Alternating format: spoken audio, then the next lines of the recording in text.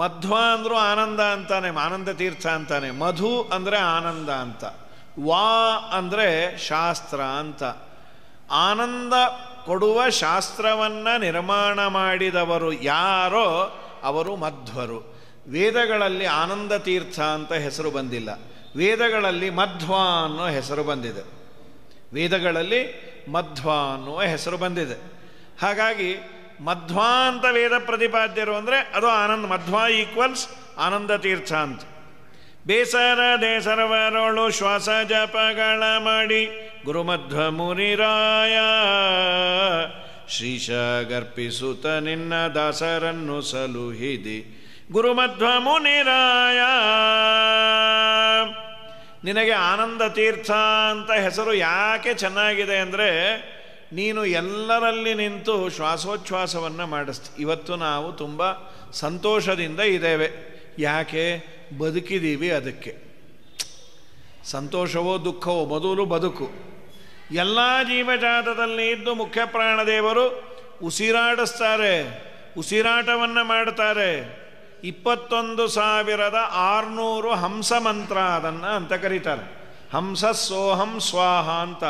ನಾವೇನು ಶ್ವಾಸೋಚ್ಛ್ವಾಸವನ್ನು ಮಾಡ್ತೇವೆ ಅದು ಒಂದು ದಿವಸಕ್ಕೆ ನಾರ್ಮಲ್ಲಾಗಿ ಆರೋಗ್ಯವಂತನಾಗಿದ್ದರೆ 21,600 ಅಂತ. ಅದನ್ನು ದಾಸರು ಮತ್ತೊಂದು ಕಡೆ ಹೇಳಿಕೊಟ್ಟಾರೆ. ಪ್ರಾಣೇಶ ದಾಸರು 21,500 ಅಪ್ರತಿಮ ಹಂಸ ಮಂತರ ತಪ್ಪದೆ ದಿನ ದಿನದಿ ಒಪ್ಪು ಬಂದದಿ ಜಪಿಸಿ ನೀನು ನಮ್ಮಲ್ಲಿ ನಿಂತು. ಇದನ್ನು ಅನುಸಂಧಾನ ಮಾಡಿ ಅಂತಾರೆ. ಇದಕ್ಕೆ ಅಜಪ ಜಪ ಅಂತ ಹೆಸರು. ಏನು ಹೆಚ್ಚಿನ ಸಮಸ್ಯೆ ಇಲ್ಲ. ನಾಳೆ ಬೆಳಗ್ಗೆ ಎದ್ದ ಕೂಡಲೇ ದೇವರಿಗೆ ಅರ್ಪಿಸಬೇಕಂತ. ಏನಂತ? ನಿನ್ನೆ ಸೂರ್ಯೋದಯದಿಂದ ಇವತ್ತಿನ ಬೆಳಗಿನ ಸೂರ್ಯೋದಯದವರೆಗೂ ನನ್ನ ದೇಹದಲ್ಲಿ ಮುಖ್ಯಪ್ರಾಣ ದೇವರು ಕುಳಿತು 21,600 ಹಂಸ ಮಂತ್ರವನ್ನು ಜಪ ಮಾಡಿದರಲ್ಲ, ಅದನ್ನು ನಿನಗೆ ಅರ್ಪಿಸ್ತೇನೆ. ಏನು ಗಂಟು ಹೋಯಿತು? ದುಡ್ಡು ಖರ್ಚ, ಕಾಸು ಖರ್ಚ. 21,000 ಸಲ 600 ಬಾರಿ ಶ್ವಾಸವನ್ನು ಎಳೆದುಕೊಂಡು ಮುಖ್ಯಪ್ರಾಣದೇವರು ಇಷ್ಟು ರಕ್ಷಣೆಯನ್ನು ಮಾಡಿದ್ದಾರೆ. 21,600 ಅಪ್ರತಿಮ ಹಂಸ ಮಂತ್ರ. ಹಂಸ ಸೋಹಂ ಸ್ವಾಹ ಅಂತ. ಅದು ಹಂಸ ಸೋಹಂ ಸ್ವಾಹ ಅಂದರೆ ಭಗವಂತ ನೀನು ಹಂಸ. ಹಂಸ ಅಂದರೆ ಸಾರರೂಪ ದೋಷ ದೂರ. ಹಮ್ ಅಂದರೆ ದೋಷ ದೂರ, ಸ ಅಂದರೆ ಸಾರರೂಪ. ಶುದ್ಧನಾದ ದೋಷ ದೂರನಾದ ಸಾರರೂಪನಾದ ಭಗವಂತ ನೀನು ಈಶ, ನಾನು ನಿನ್ನವನು, ನಾನು ದಾಸ ಅಂತ ಮುಖ್ಯಪ್ರಾಣದೇವರು ಒಳಗಿದ್ದು ಉಸಿರು ತಗೊಳ್ಳೋದು ಉಸಿರು ಬಿಡೋದು ಅಂತ.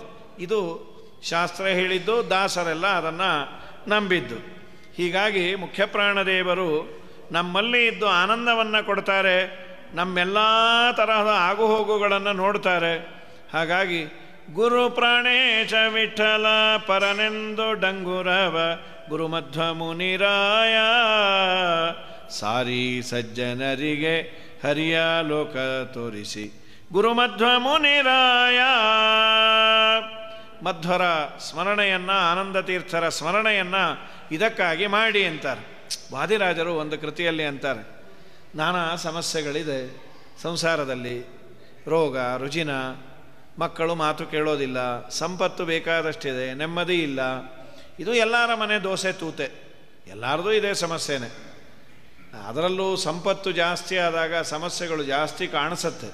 ಸಂಪತ್ತಿಲ್ಲದೆ ಇದ್ದಾಗ ಬೇಸಿಕ್ ನೀಡ್ಸ್ ಫುಲ್ಫಿಲ್ ಆದರೆ ಸಾಕಾಗಿರುತ್ತೆ. ಸಂಪತ್ತು ಜಾಸ್ತಿ ಆಗ್ತಾ ಇದ್ದ ಹಾಗೆ ಅದಿಲ್ಲ ಇದಿಲ್ಲ ಇದಿಲ್ಲ ಅದಿಲ್ಲ ಅನ್ನೋ ಕೊರತೆಗಳು ಹೆಚ್ಚಾಗಿ ಕಾಣುತ್ತೆ. ಆದರೆ ಮೊದಲು ಹೊಟ್ಟೆಗಿಲ್ಲ ಅಂದರೆ ಏನಾದರೂ ಸಿಕ್ಕರೆ ಸಾಕಪ್ಪ, ಅದು ಬೇಡ ಇದು ಬೇಡ ಅಂತೇವೆ. ಸೊ ಸಮಸ್ಯೆಗಳನ್ನು ನಾವು ದೂರ ಅಟ್ಟಬೇಕಾದರೆ ಅದು ನಮ್ಮ ಕೈಯಲ್ಲಿಲ್ಲ, ಅದು ಹರಿವಾಯುಗಳ ಅನುಗ್ರಹ ಬೇಕು. ಅವರು ಮನಸ್ಸನ್ನು ಮಾಡಿದರೆ ಒಂದೇ ಕ್ಷಣದಲ್ಲಿ ಎಲ್ಲವೂ ದೂರ ಆಗತ್ತೆ. ಅವರ ಅನುಗ್ರಹ ಪುಕ್ಕಟ್ಟೆ ಆಗೋದಿಲ್ಲ. ನಾನು ಅವರನ್ನು ಗಟ್ಟಿಯಾಗಿ ಹಿಡಿಬೇಕು. ಗಟ್ಟಿಯಾಗಿ ಹಿಡಿದರೆ ಅವರು ನನ್ನನ್ನು ನೆಟ್ಟಗೆ ಇಡ್ತಾರೆ. ನಾನೇ ರೆಮಿಡಿಯನ್ನು ಮಾಡ್ಕೊಳ್ತೇನೆ ಅಂದರೆ ಐವಾರು ಚೇಸಿಂಚ್ ಬನ್ನಿ ಕೋತ್ಪಿಲ್ಲಾಯ ಅಂತಾರಲ್ಲ, ಏನೋ ಮಾಡಲಿಕ್ಕೆ ಹೋಗಿ ಏನೋ ಆಗೋದು. ಕೋತಿ ಹುಣ್ಣು ಬ್ರಹ್ಮರಾಕ್ಷಸ ಅಂತ. ಹಾಗಾಗಿ ಕೊಡತ್ತೆ. ಅದಕ್ಕೆ ಹೇಳ್ತಾರೆ, ನೀನೇನು ಮಾಡು, ಅವರ ಶಾಸ್ತ್ರ ಓದು. ಇಲ್ಲ, ನನಗೆ ಬುದ್ಧಿ ಅಷ್ಟು ಶಾರ್ಪ್ ಇಲ್ಲ, ಬಿಡು. ಅವ್ರ ಹೆಸರಾದರೂ ಹೇಳು. ಒಂದು ಬಾರಿ ಸ್ಮರಣೆ ಸಾಲದೆ ಆನಂದ ತೀರ್ಥರ ಪೂರ್ಣ ಪ್ರಜ್ಞರ ಸರ್ವಜ್ಞರಾಯರ ಮಧ್ವರಾಯರ ಒಂದು ಬಾರಿ ಸ್ಮರಣೆ ಸಾಲದೆ. ಒಮ್ಮೆ ಅವರ ಸ್ಮರಣೆಯನ್ನು ಭಕ್ತಿಯಿಂದ ಮಾಡು. ಆನಂದ ತೀರ್ಥ ಗುರುಭ್ಯೋ ನಮಃ ಅನ್ನು, ನಿನ್ನ ಸಮಸ್ಯೆ ಎಲ್ಲ ಪರಿಹಾರ ಮಾಡ್ತಾರೆ ಅಂತಾರೆ ವಾದಿರಾಜರು. ಪ್ರಕೃತಿ ಬಂಧದಲ್ಲಿ ಸಿಲುಕಿ ಸಕಲ ವಿಷಯಗಳಲ್ಲಿ ನೊಂದು ಅಕಳಂಕ ಚರಿತ ಹರಿಯ ಪಾದ ಭಕುತಿ ಬೇಕೆಂಬುವವಗೆ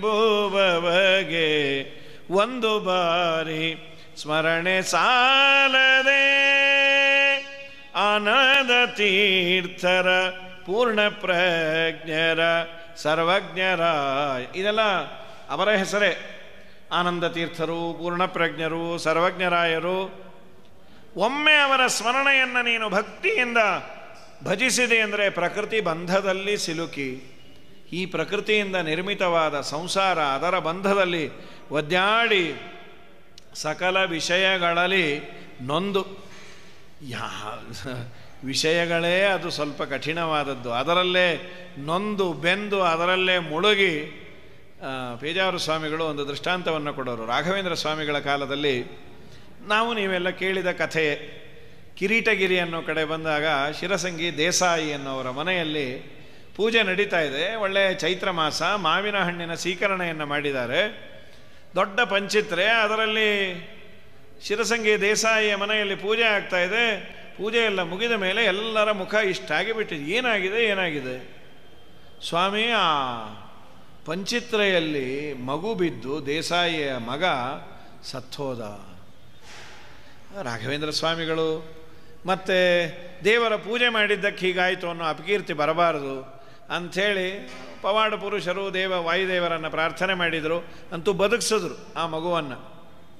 ಅದನ್ನು ಎಕ್ಸಾಂಪಲ್ ಆಗಿ ಹೇಳೋರು ಪೇಜಾವರ ಸ್ವಾಮಿಗಳೇ. ಯಾವಾಗಲೂ ಸ್ವೀಕರಣೆಯನ್ನು ಕುಡಿಲಿಕ್ಕಿರೋದು ಆ ಪಂಚಿತ್ರೆಯಲ್ಲೇ ಬೀಳ್ತೀವಿ ಅಂದರೆ ಅದು ಪಂಚಿತ್ರೆಯಲ್ಲಿ ಬೀಳೋದಲ್ಲ. ನಿನಗೆ ಹಾಗೆ ಬೀಳಬೇಕು ಅಂದರೆ ಸ್ವಿಮ್ಮಿಂಗ್ ಪೂಲಲ್ಲಿ ಹೋಗಿ ಬೀಳು, ಸ್ವೀಕರಣೆಯಲ್ಲಿ ಬೀಳಬೇಡ.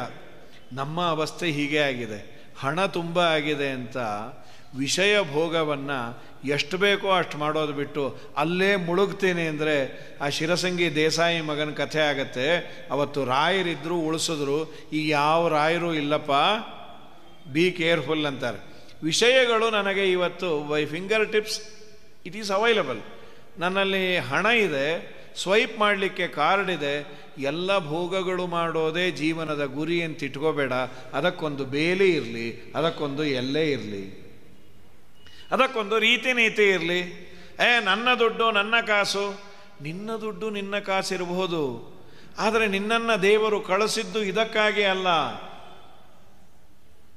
ನಿನಗೆ ಇವತ್ತು ಬುದ್ಧಿ ಇದೆ ಅನ್ನೋದಕ್ಕೆ ಒಳ್ಳೆ ಕೆಲಸ ಸಿಕ್ಕಿದೆ. ಸ್ವಾಮಿ ಏನಾದರೂ ಆ ಬುದ್ಧಿಯನ್ನು ಸ್ವಲ್ಪ ವ್ಯತ್ಯಾಸ ಮಾಡಿದ, ಎಲ್ಲೋ ಕೆಳಗೆ ಬಿದ್ದರೂ ಅವ್ರದ್ದು ಏನೋ ತಲೆಗೆ ಏಟು ಬಿದ್ದಾಗಿನಿಂದ ಏನಾಗಿದೆ, ಅವರು ಏನು ಅನ್ನೋದೇ ಮರೆತು ಬಿಟ್ಟಿದ್ದಾರೆ. ನಾನ್ಯಾರು ಅಂತ ಕೇಳ್ತಾರೆ. ಇಷ್ಟು ಮಾಡೋದು ದೇವರಿಗೆ ಎಷ್ಟು ಹೊತ್ತು ಮಾಡಬೇಡ ಅಂತಾರೆ. ದೇವರು ಕೊಟ್ಟಾಗ ಅದನ್ನು, ಈ ತರಹದ ಭಾವನೆ ಇರೋರು ತುಂಬ ಜನ ಕಡಿಮೆ.